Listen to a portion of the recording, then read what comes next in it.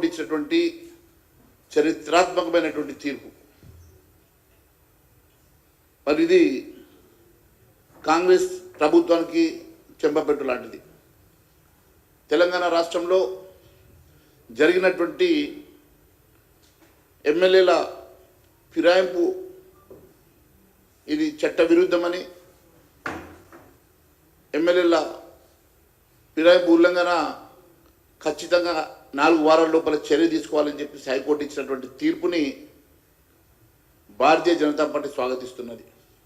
ముందు నుంచి భారతీయ జనతా పార్టీ చాలా స్పష్టంగా చెప్తున్నది.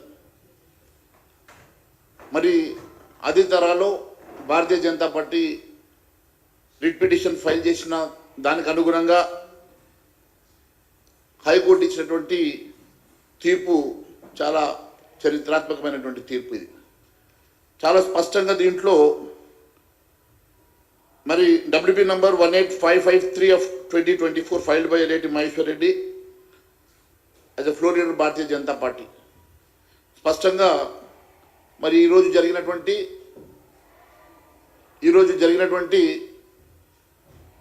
ఫిరాయింపులు చట్ట విరుద్ధమని చెప్పి చాలా స్పష్టంగా హైకోర్టు చెప్పడం అనేది భారతీయ జనతా పార్టీ పూర్తిగా స్వాగతిస్తున్నది. మరి ఈ అంశాన్ని పొన్నం ప్రభాకర్ గారు కూడా స్వాగతించడం, ఒక మంత్రిగా పొన్నం ప్రభాకర్ గారు స్వాగతించడం, నేను పొన్నం ప్రభాకర్ గారికి సూచిస్తూ ఉన్నాను, దయచేసి మీ ముఖ్యమంత్రి గారికి మరియు మీ ఖర్గే గారికి కూడా మీరు ఈ అంశాన్ని సూచిస్తూ మరి ఇది స్వాగతించడమే కాదు, వెంటనే అమలుపరిచే విధంగా చర్యలు తీసుకోవాల్సిందిగా కోరుతా ఉన్నాం. దీని మీద మేము సుప్రీంకోర్టు వెళ్తామనో అప్పీల్ వెళ్తామనో ఆలోచన చేయకుండా ఇచ్చిన తీర్పుని గౌరవించి, భారత రాజ్యాంగాన్ని గౌరవించి, చట్టాలను గౌరవించి మీరు ఒక స్ఫూర్తిగా నిర్వహించాల్సిన బాధ్యత మీ మీద ఉన్నదని తెలియజేస్తా ఉన్నాను.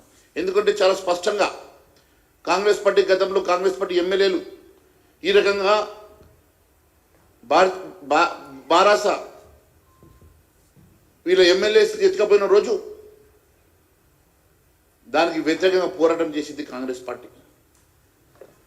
ఇది చట్ట విరుద్ధం అని చెప్పేసి మరి గొడవ చేసిన రేవంత్ రెడ్డి గారు, వారి ఇంట్లో ముందు చావు దప్పులు కొట్టమని చెప్పినటువంటి రేవంత్ రెడ్డి గారు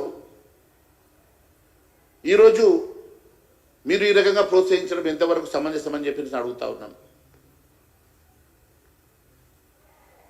స్వయంగా మీరు మీ మేనిఫెస్టోలో కూడా చెప్పారు, ఇలాంటివి ప్రోత్సహించడం సరికాదు, కాంగ్రెస్ పార్టీ అధికారంలోకి వచ్చినాక చట్టాన్ని సవరించేసి ఏ ఒక్కరు కూడా పార్టీ మారకుండా చర్యలు తీసుకుంటామని మీ మేనిఫెస్టోలో చెప్పారు.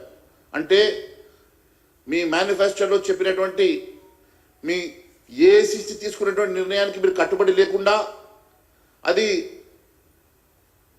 ఇందిరా కాంగ్రెస్ తీసుకున్న నిర్ణయము, ఇది మాత్రం కాంగ్రెస్ ఆర్ఆర్ తీసుకునేటువంటి నిర్ణయం వేరు ఉంటుందని, కాంగ్రెస్ ఆర్ఆర్ నిర్ణయానికి తెలంగాణలో ఏఐసిసికి సంబంధం లేకుండా తెలంగాణ కాంగ్రెస్ పార్టీ మా ఇష్టానుసారంగా మేము నిర్ణయం తీసుకుంటామని చెప్పి చెప్పదలుచుకున్నారా? మీరు నిజంగా ఏఐసిసి పరిధిలో ఉన్నారా? మరి ఏఐసిసి ఇచ్చినటువంటి మేనిఫెస్టోలో మీరు ఎక్కడ కూడా అమలు చేయకుండా తెలంగాణ రాష్ట్రంలో ఆర్ఆర్ కాంగ్రెస్ అధికారం ఉన్నదని చెప్పి చెప్పదలుచుకున్నారా? మరి అర్థం కావడం లేదు. మీరు ఒక్కసారి ఆలోచన చేస్తే హైకోర్టు ఆదేశాలు స్పీకర్ గారు వెంటనే వారి పరిధిలో ఉన్నది, వారు 4 వారాల లోపల చర్య తీసుకోమని చెప్తా ఉంటే, మరోవైపు పూర్తిగా విరుద్ధంగా మీరు నిన్న తీసుకున్నటువంటి పిఎస్సి కానీ, పిఎస్సి చైర్మన్ నియామకం కానీ, ఈరోజు మీరు ఏఐసిసి తీసుకున్నటువంటి నిర్ణయానికి విరుద్ధంగా కానీ మీరు చేసేటువంటి చర్యలకు పొంతన లేకుండా ఉన్నది.